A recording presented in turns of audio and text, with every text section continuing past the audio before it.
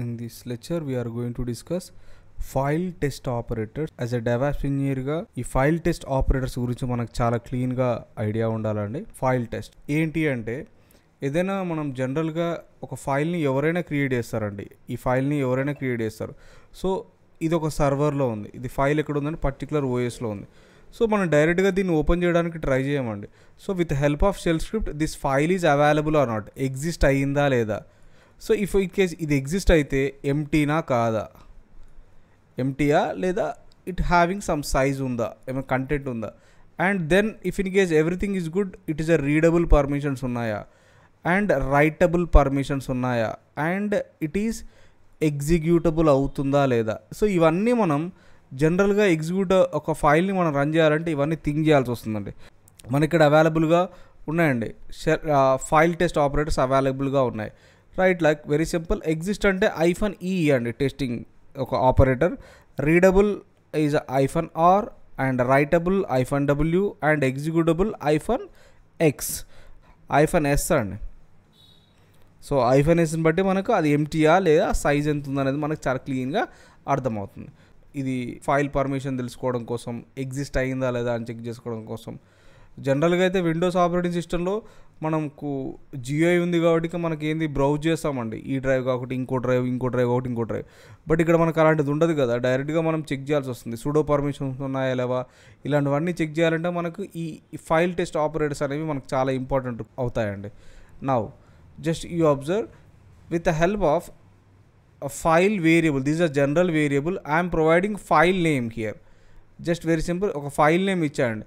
ఈ file name అనేది అవైలబుల్గా ఉంటాయి. అది ఎలా చెక్ చేస్తున్నాను, -e and I'm providing $file. This is a file here, the file variable containing file path, file name. Then if this exist, it returns the file is exist. ఒకవేళ కాకపోతే exist కాదు అని చెప్పేస్తుందండి, అంతకుమించి ఏముండదు ఇక్కడ.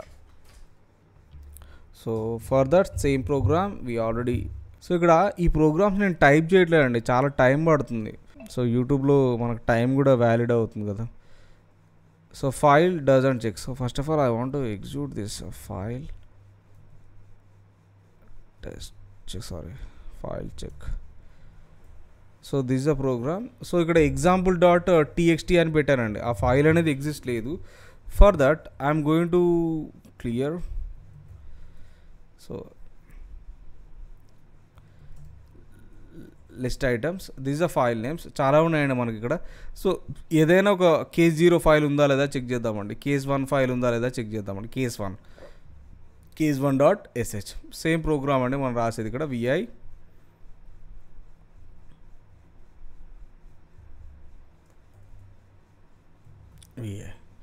So in the place of file name already మనకు file ఉంది కాండి. So that is case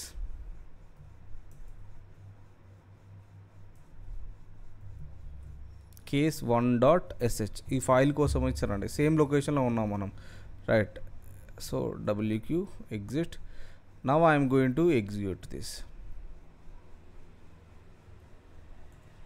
yes, the case 1 is exist. Case 1 ఇక్కడ ఉందండి.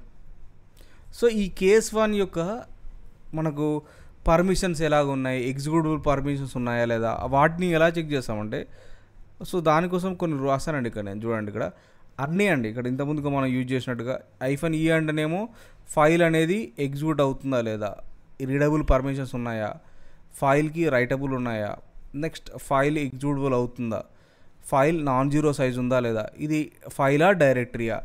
So it is a regular file. ఈ రెండు జనరల్గా వాడతామండి, ఇది మనం, ఇది అవసరం లేదు. Up to here important. Same ప్రోగ్రామ్ని నేను ఎగ్జిక్యూట్ చేస్తున్నాను.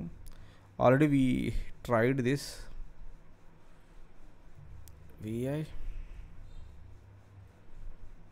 vi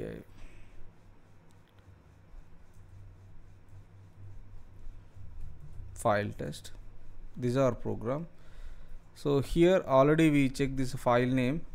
నేను echo file ఆల్రెడీ మనకు ఏముందండి, కేస్ 1 ఫైల్ ఉంది మనకు, ఆల్రెడీ చెక్ చేసాం. File name case1.sh wq. then you execute.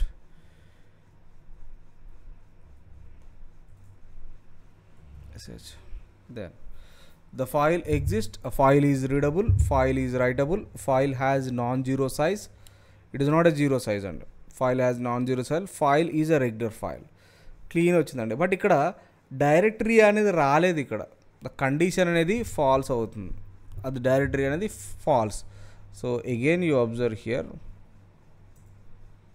So ఇక్కడ ఏదైతే స్టేట్మెంట్ ఉందో ఇక్కడ ఈ డైరెక్టరీ కాదు కదండి, కండిషన్ అనేది ఫెయిల్ అయిందండి. ఇక్కడ this file is a directory కాదు, అది ఫైల్ అనేది ఫైలే కాబట్టి కండిషన్ రాంగ్ అయింది, కాబట్టి ఆ స్టేట్మెంట్ అనేది మిస్ అయింది మనకు. థ్యాంక్ యూ అండి. Have a nice day. Bye bye.